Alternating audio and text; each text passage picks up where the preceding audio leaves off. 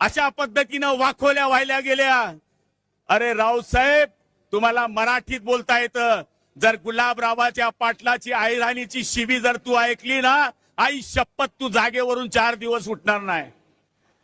याचं कारण आज या शिंदे साहेबांनी हे दाखवून दिलंय आणि ते यांच्यावर आव्हान करतायत।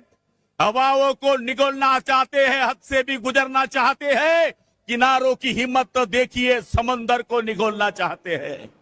आज या माणसानं सर्वसाधारण माणसांकरता ही शिवसेना ठांगली। माझा विश्वास आहे आत्मा अमर आहे।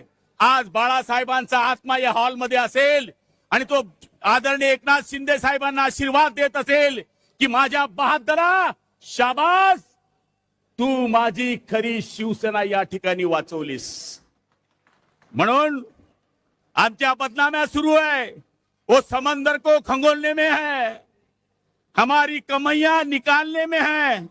जिनकी लंगोटी फटी है वो हमारी पगड़ी उछालने में लगे है।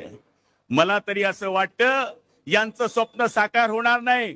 माझी वेळ संपली आहे, चिठ्ठी आलेली आहे।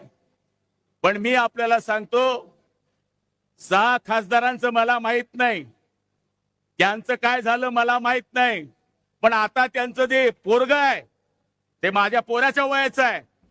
ते म्हणायला लागलं की हे 6 लोक फुटले, पैशाच्या भरोशाने फुटले।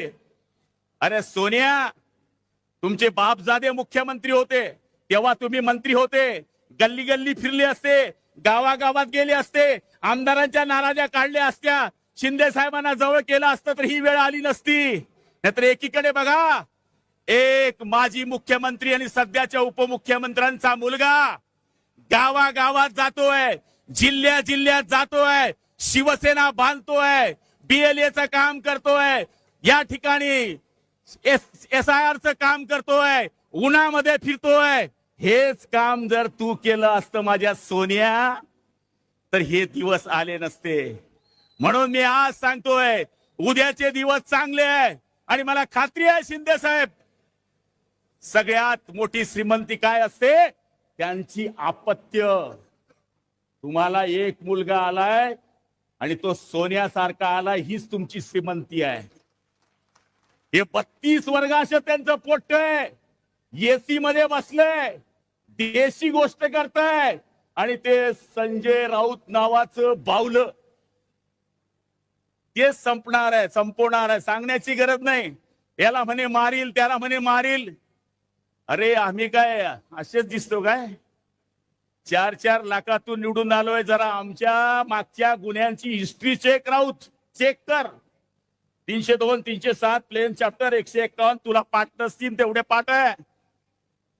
तू बसल्या बसल्या लेखणीच्या भरोशावर बाळासाहेबांच्या आशीर्वादावर खासदार झालास।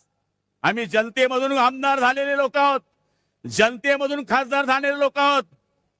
हा तो छोटासा झटका आहे, विधानसभेचा अजून फटका आहे आणि महापालिकेचा मोठा चटका आहे, हे विसरता कामा नये आणि तो तुम्ही देणार याची मला खात्री आहे।